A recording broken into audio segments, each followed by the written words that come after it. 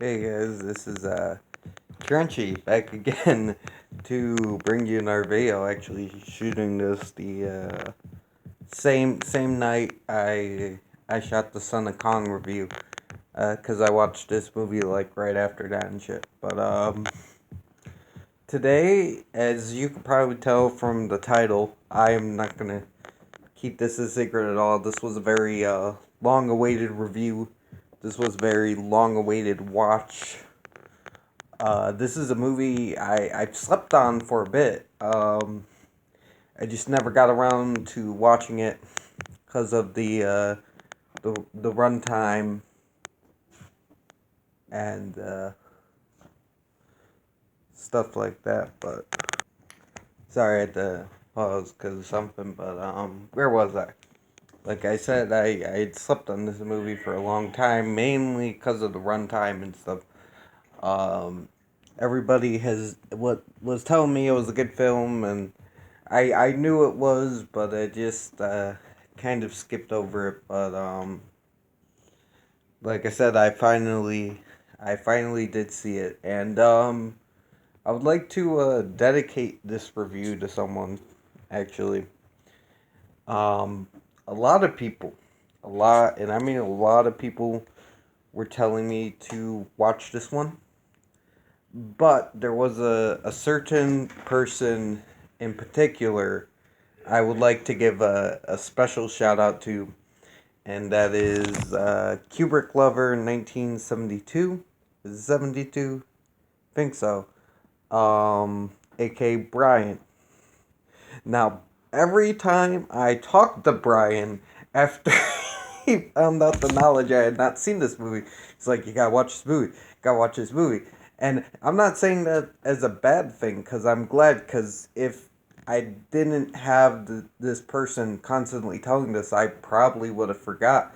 But I'm glad he kept reminding me, um, so I could, I could go and watch it, and that's what I did. So, Brian, this is a thank you to you. This review's dedicated to you. Without you, this would have happened eventually, but probably not as soon as it did. So, this review is dedicated for you for sure. And I guess we should. Did I already say the name of the movie? I might have, but I guess we should get into it. We are reviewing Goodfellas from 1990.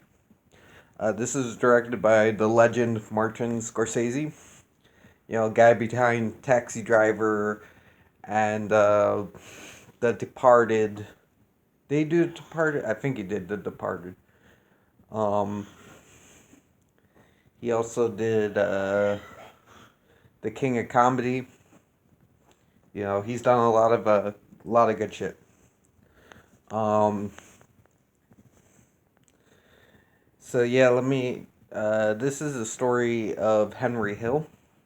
Uh, he's a mobster, gangster, real life guy. Um, and this follows his life pretty much. See how he got into the business, how that affected him, how he met his wife Karen, and we follow her story. We get to see from her perspective as well, which is great. Um, we get to see his triumphs, his fails, his camaraderie with Tommy and Jimmy and Paulie. Those are the main three guys he has bonds with. Sorry, I keep getting interrupted, but now like I said, it follows his triumphs, his falls, his failures, and ultimately the his his loss of power. Uh, Pretty much, we we pretty much witness him rise and fall, kind of like Scarface, but very different from Scarface. Very different. In a way. I love the music. This has a lot of good songs in it. This has the song from Gremlins, the Christmas song from Gremlins. that they play in the beginning when Billy's running through the street. They have that song. I That was cool to hear. I was like, oh shit, there's the Gremlins song. That's dope. They also got Frosty the Snowman in here. That's also dope. I forgot the name of the song, but I also love the one song they play when they're focusing on Robert De Niro. He's smoking a cigarette, and I think I think it's when he's about to kill the fat guy. They focus on him. He's smoking a cigarette. I like that song too. Um, this is just a story that sucks you in. We get to see Henry start out, of course, and I don't know much about Henry Hill's real story. I think this was pretty accurate to it though, but I have watched interviews of some other gangsters. One of them being Sammy the Bull, and it's very realistic how they displayed Henry's story. And from what I heard from Sammy the Bull, he said, like, you start out low, you start working at a shop that just happens to have some gangsters at it. And first you're just doing normal shop things, and then maybe you'll run something to one guy.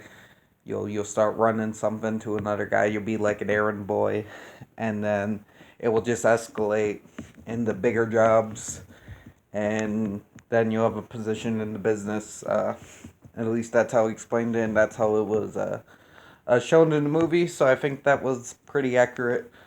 I like the narration, especially the kids part. Like when he's a younger guy, it kind of reminded me of like a weird version of Sandlot in a way. I don't know why. Um, but yeah, this is Joe Pesci. Steals this movie, man. Everything with Joe Pesci is great. Just he's so funny, and he puts that fast talking to work. He's very intimidating in this movie, and I've never seen him like that before. Like I've seen My Cousin Vinny and Home Alone, and even he was in Moonwalker, but I've never seen him because I know he did a bunch of gangster movies, but I haven't seen a lot of gangster movies, and I haven't seen any he was in. But he's terror. He's fucking scary in this movie, man. 1 second though, I'll be chilling and talking and joking. Next second, he's like beating the shit out of people or murdering them. Like he's a loose cannon. Um, and then you have Robert De Niro, who's like smooth, and you know, he's quiet, calm, and controlled, but he's also deadly. He won't just get you on the spot. He's a smooth operator. He likes everything to be in order. He like he'll rough you up and he'll fuck you up, but he's smart about it. He's not like Joe Pesci's Tommy. Tommy just goes crazy and will kill you over. You look at him sideways, you're fucking dead. Robert De Niro, Jimmy Conway, he's more smooth. He'll let you slide once, maybe twice, but then he'll fuck you, and he won't do it right on the spot. He'll wait, and he'll set up traps. Uh, these characters are just so fascinating. Even Karen, I actually really liked Karen's story maybe more than Henry's story. Uh, I like how she's just this girl who falls in love with this guy for, uh, like, she knows that he's dangerous, but she finds that attractive. She finds that lavishness attractive, and she's just kind of pushed into this life, and she jumps in head first, she's like hiding guns, and I love it when she's talking about the cops searching the house, and she's like, all these other women would like spit on their floors and shit, but why would you spit on their floor? That ain't doing nothing. I offered them coffee. It's like, I really like her character story and how she's getting fucked over by Henry because he's like cheating on her and shit. Yet she still stays with him for some reason. Uh, she herself is like an abuse victim, but she's also probably just as bad as Henry in this case. These characters are not good people. Like Henry, he's not a good guy. He has some likable qualities, like, but he's not a good person. He does horrible things. He cheats on his wife. He um even in the end, he fucks everyone over, and he doesn't feel bad about it. He doesn't. The only thing he feels bad about is he can't keep living the life. Um, and the crazy thing is there's this sense of family and camaraderie in between all the gangsters. Like Paulie feels like a father to Henry in some moments, and Paulie is such a great character too. He he feels so he feels so soft and he feels like yeah like a father in a way, a very much a father figure. But in the end of the day, he's a gangster too. He's getting people set up and killed. We might not actually see him kill anybody, but he's doing it too. It's like all these characters are so complex and interesting, and in the end, that camaraderie like they have means nothing because all these guys will turn on each other if they feel like one's gonna turn on the other. They'll take them out like a dime. Like I just find that so fascinating. Um, just some of these shots are just fucking great. You have the scenes where they're digging up and burying the body, and there's like this red smoky area. It's so cool looking. It's such a nice style to it. Or you got the scene where Karen. I'm sorry, I'm not holding back on spoilers on this one. I should have said that before. I'm not really holding back spoilers on this one. I'm gonna try to keep it vague, but it's like I feel like this should be a spoiler review. You know, because this has been anticipated. A lot of people who wanted me, who a lot of people who wanted this review have seen it and want me to talk about it. So, I mean, if you haven't seen it, I'm sorry. Go watch it. But yeah, I am gonna make this a spoiler review. But there's a scene where um, Jimmy's like, I got something for you, and she's walking down, and she's like looking because she trusts Jimmy, but at the same time, she's like looking around, and it's like panning as she walks, and she looks in, she sees the guys in the room. He's like going there, and you find out, oh shit, Jimmy is trying to kill off Karen, and she gets in the car. So well done. Um, the dinner scene after they kill one of these dudes. There's a dinner scene where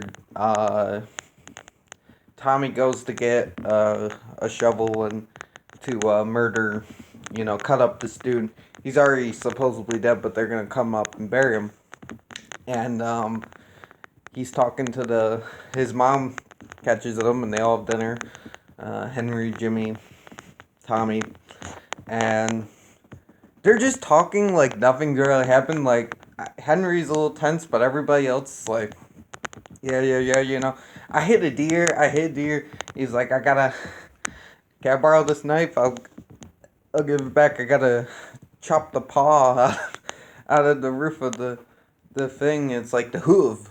Robert De Niro's like the hoof. You cut the hoof off, and then they start like making fun of this little picture, and they start comparing it to the guy they have in the trunk without it saying it, but you know who they're comparing it to, and they're all so calm, and they're also like they just murdered the guy, yet they're all so calm about it.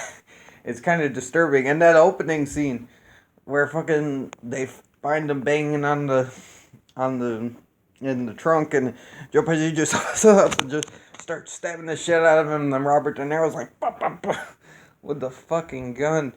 It's just, all these scenes are so tense, but it's crazy, because a lot of these scenes, like, there's quite a bit of murder, and, there's a lot of crime going on, a lot of, fucked up shit, but a lot of the scenes are just guys sitting around the table talking. There's a lot of food in this movie. There's a lot of food import. Like, if you like good Italian food, they're showing food every 5 seconds, man. And there's even some scenes where they're just, like, really in-depth discussing making food. But it's not boring, because it's just another element to these characters. We're not just focusing on murder and crime. We're really getting to know these characters in depth, how they feel, what they like, and stuff like that. Even down to the food, even down to the way they present their houses, and just stuff like that. There's more going on than just the murder and crime, though there is tons of that, and a lot of this movie has to do with respect. Um, every time fucking Joe Pesci's character Tom, he thinks he's disrespected, he's like murdering people. Uh, like he's like fucking insane. I already said that probably, but you also got Samuel Jackson in here, which is great. He's in here for a little bit, and I did look at the credits, and I guess Tobin Bell makes an appearance as well, which is cool. There's just so much good about this movie. The fucking montage where they're showing all the dead bodies. There's also, this movie's very bright. There's a lot of colors that pop in this fucking movie. There's like pink Corvettes and red Corvettes, red rooms with like smoke going around in the clubs, like red and black smoky rooms. Fucking just some of the houses they go in. It's just, it's just beautiful. Beautiful set pieces. What haven't I covered yet? This movie is just so fucking well made. There's never a boring moment. The dialogue is great. The shots are well done. The characters are, like I said, multifaceted. They're awesome. Karen's the shit, man. Karen is the shit. I love Karen, man. Fucking Karen, man, is the shit. Like I said, she just dives in this life, and I like it when she's confronting the girlfriend of Henry, and she's like threatening her and shit, and then in prison she gives Henry a lot of shit, man, which he deserves it. She's like, here, take these drugs. I fucking steal this. I fucking sneak this shit in for you. Let her sneak this shit in for you. It's like such good moments, and I really cared for the Karen character, which is something you don't really see in gangster films, like in Scarface. I like the wife in Scarface, but I never was really I'm not fully attached to her character like I am with Karen. Like, I would never pick the wife from Scarface over Scarface, over Tony Montana. I would never do that. I would pick. Sometimes I'm siding more with Karen in this film than I find myself siding with Henry. And I'm not saying I don't feel bad for Henry in some moments, I do, but in the end of the day, I know Karen got herself in this mess, but, Henry's kind of an asshole. He is, and I'm not saying that she's right either, because she's going along with it and she's staying with him, but I feel for her sometimes, I do. And, the one thing I dislike about this movie, it's a small ass thing, is I don't like Ray Liotta's laugh. It's really awkward, it's really weird. I do not like his laugh at all. It's fucking, I don't like his laugh. There's something about it that just made me cringe every time he laughed. But besides that, this movie is fucking awesome. It's great at building tension. It's just a great story. Scorsese pulled out all the stops, giving us this, just giving us a look into a gangster's life. And not, it's not, what's that word? It's not it's not made to look like a good thing. Like, yeah, they're gonna show you all the positive things about it, but in the end of the day, most of these guys are in prison or dead. They make that clear by the end of the movie. Most of these guys are in prison or dead or like hiding out the rest of their lives, pining for this life again. None of these guys come out okay. They're all either lives are destroyed in prison, they're dead, or they're forced to live in this life, in a normal life, and they don't know how to cope with it, and they keep pining for that life they had before, and they feel empty inside. It's like no one comes out of this unscathed. Everyone's fucked. So even with the nice cars and the nice things and stuff like that, it never, and all the respect and everybody like looking at you and being like, can I get you whatever you need? Nobody, it makes sure to say that this is not a life you would like to have. It makes sure, to make that clear. Some other things I would like to talk about before I wrap this up. I love the near the end of the movie where Ray Liotta is all strung out and he's seeing the copter everywhere, and he's strung out on the drugs and he's all fucked up. That scene, those moments are brilliant. Ray Liotta gives I've been talking a lot about Robert De Niro and Joe Pesci, and they're amazing. And I've been talking a lot about Karen too, because you can really see the pain in her performance and stuff like that. But I would like to talk about Ray Liotta. Ray Liotta just gives a great performance from his excitement when he's involved in some of these murders, or his shock. It feels like he's got the weight of the world on his shoulders a lot of the time watching this movie. And then at the end, when he's all strung out and paranoid, he plays that so perfect. You really feel his stress and his panic, and it's so brilliantly displayed. Everyone gives their A game in this, and everything's just done so well. And I know I've said this a bunch of times. Now I give this movie like a 9.5. I would have to watch it a couple more times to give it a 10, but it's pretty much 10 material. But I'm not ready to give it a 10. But I think this was a brilliant movie. I would like to, I know this might not be the greatest review, but how does one review a movie like this? like everybody knows everything about it. I might as well just highlight what I really enjoyed about it. That's what I think going into this. It's such a well-loved movie.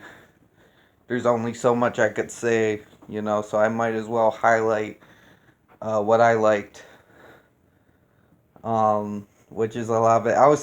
Oh, one thing I do want to mention is there is a heist in this movie, but it's not shown. The heist is not shown, but just through having them talk about it, who's gonna do what, and then the camera focuses on who's gonna do what, and then you see Ray Liotta get the call later, and he's laughing his ass off. It's like you don't have to see the heist. You still feel that impact, and it's still satisfying. Like I said, there's never a dull moment in this movie, even when it seemed like it should be, because a lot of it's talking. And a lot of it's like people eating food and a lot of it has to do with like making food. There was quite a bit of, I did not expect like all these scenes where people are making food or like having parties and shit, but there was a lot of them. But there's never a dull moment. Just everything's done so well and shown so well. And yeah, like I said, this I'm gonna give it a 9.5 for now, but this is damn near close to a 10, if not deserving a 10. My favorite gangster movie is still Untouchables, but who knows? Maybe give this a few more watches. I say this is a worthy contender. I don't want to give it to it yet because I love the Untouchables. This is definitely a worthy contender for that, for sure. And yeah, this boss ass movie. Go watch it. Go watch Goodfellas, man. It's fucking dope. It's a good ass movie, man. I slept on it for far too long. I did. You guys, it's a good ass movie. I'm gonna end this here. I'm rambling. I'm rambling at this point. Thank you, Brian. Link's gonna be below. Check out Brian, man. I gotta check out Brian more. You know. Um, but yeah, you guys have a good night. Stay frosty. This is Trenchy signing off. Beep bop boop.